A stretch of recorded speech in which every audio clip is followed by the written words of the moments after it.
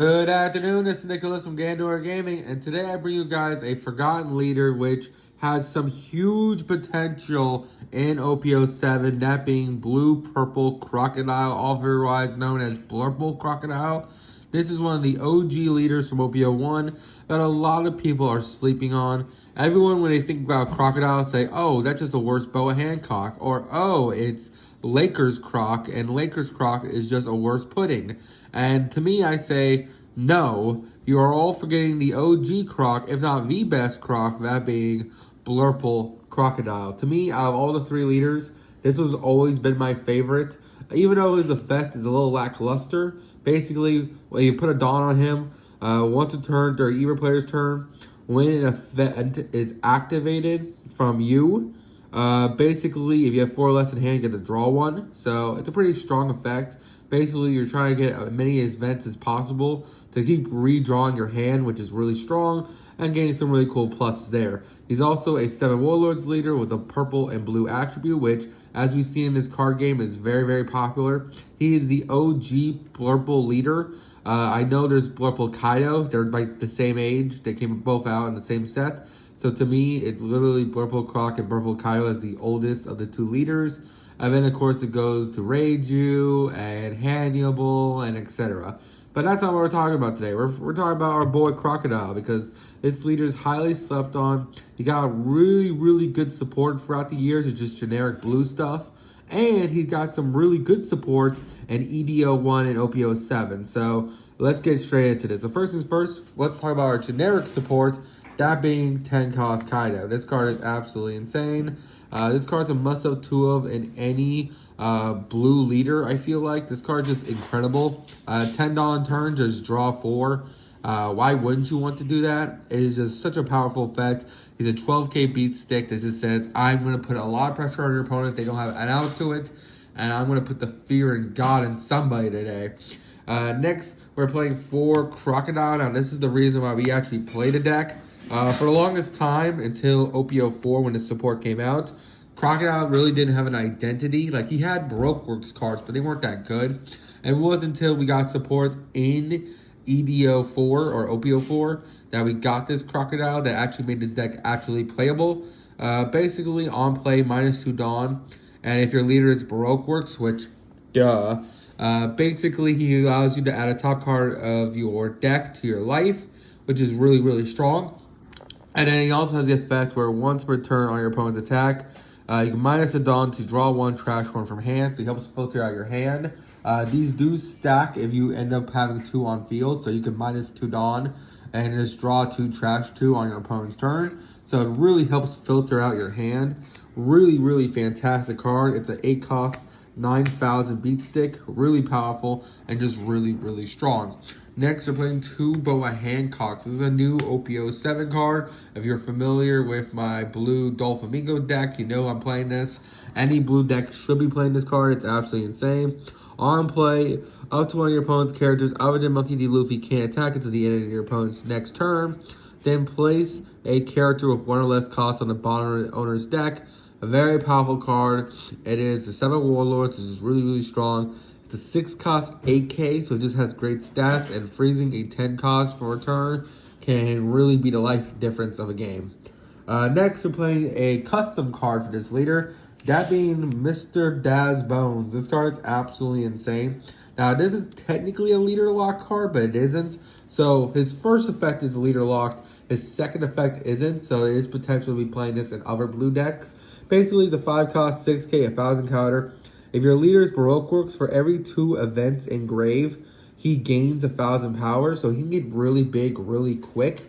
So, for example, this deck is playing a lot of events. If you get like 4 events engrave, this is a 5 cost 8k on field, which is pretty insane. On play, you're going to draw 2, trash 2 from hand. So he helps you filter out your hand, which is also really, really strong. Not to mention, he's just a really great card. He has a counter. He's just a fantastic monster, and he helps you push your game very, very quickly. Next, another card that came out of OP07, that being Porcus the Ace. Now, originally this was the 5 cost Baroque Works blocker, but the Ace is just so much better than that blocker. I'm going to explain that why here. So, yes, he's a blocker. But on play, you're going to draw 2 trash, place 2 from the top of your hand to the top or bottom of your deck. So basically, both our 5 costs filter 2 cards directly from our deck. This one draws 2, then places 2 either on top or bottom. This one draws 2, trashes 1, which is absolutely insane. Both cards help us filter our deck. This one's drawing 4. This one's minusing a dog to draw 1, trash 1. We're doing a lot of filtering in our deck in order to make sure our hand size is good and to make sure that ultimately we don't have non-counter in hand. We are also playing 2 Utas. I feel like any leader that is blue, that is a multi-leader, should be playing her, unless you're like Reiju or something. Basically it says, hey, on play, if your leader is multicolored, load the top 3 cards of your deck, add one of those characters to your hand, and place the rest at the bottom in any order. So it just looks at the top 3, adds one, and then stacks your deck. If I could play this in Blue Dolphin, I would, but sadly, I am not a multicolored leader, so I cannot be using this card. But it's still an insane card, and it's definitely a must-have 2-of in the deck. Speaking of must-have 2-ofs, we're also playing 2 Charlotte Pudding. We all should know this. This card also came out of OP06. It is a custom blue card. Literally says, hey, you're going against an NL player. They have 20 cards in hand.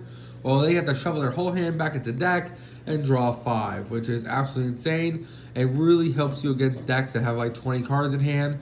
This card's going to be a staple in blue until it's ever banned, which it probably won't because there's a lot of other bigger fish to kill.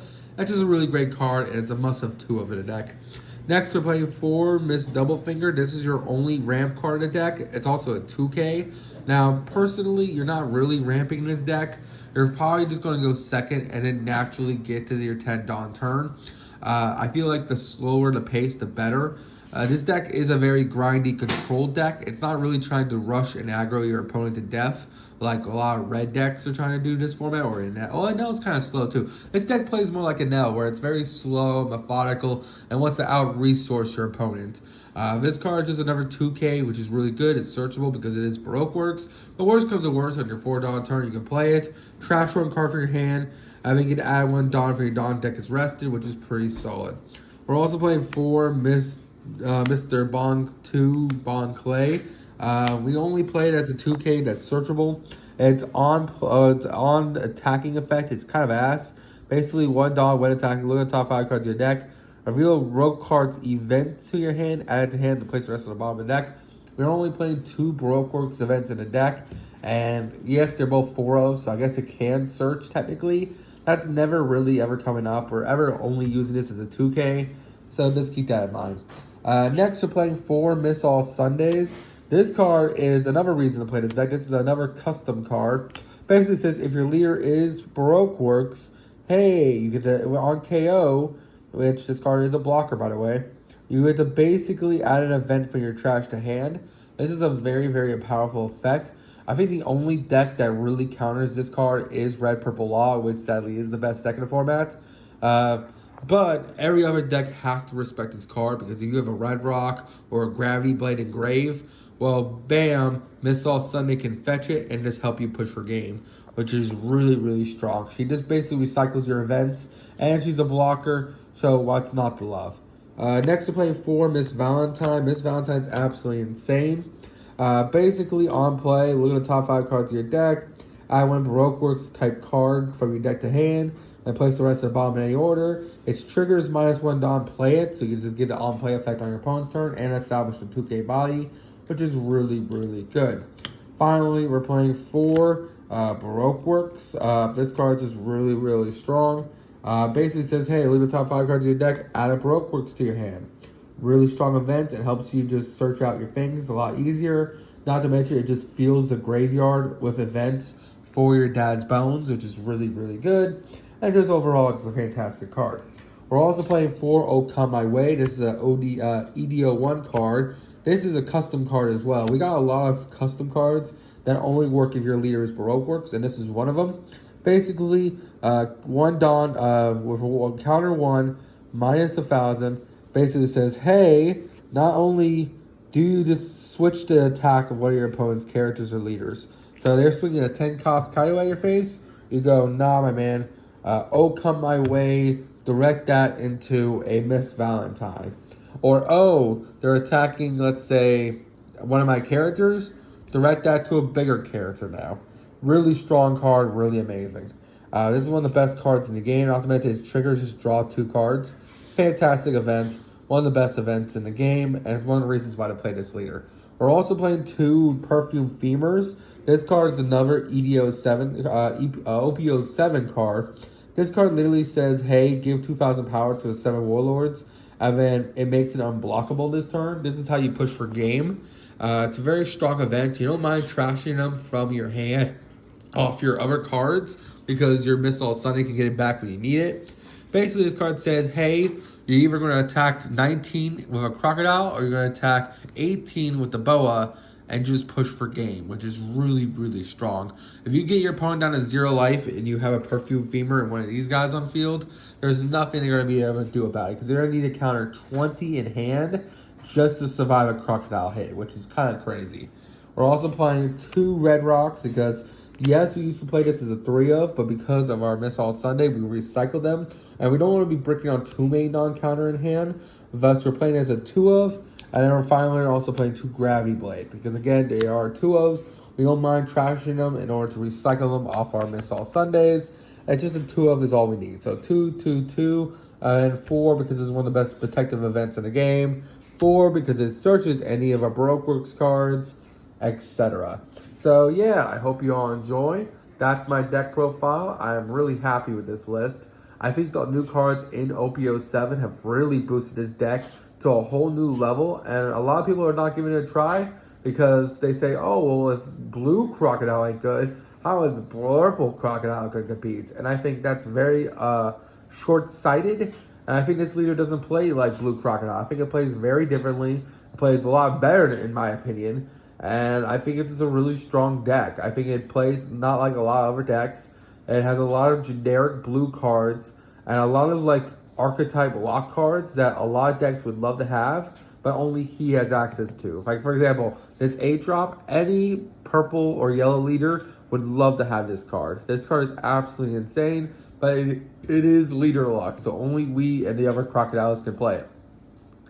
Same thing goes for our lovely level 5 Daz Bones. This is another leader lock card, which is really, really strong. This is technically not a leader lock card, but it kind of is. It's multicolor, so that's another card we get access to. What's it called? This is another leader lock card, which is amazing. This is another leader lock card that's amazing. We have access to some of the strongest leader lock cards in the game, and we just get to abuse it the best we can. So that's it for this video. I hope you all enjoy. Don't do anything stupid, and I'll see you on the next one. Bye-bye.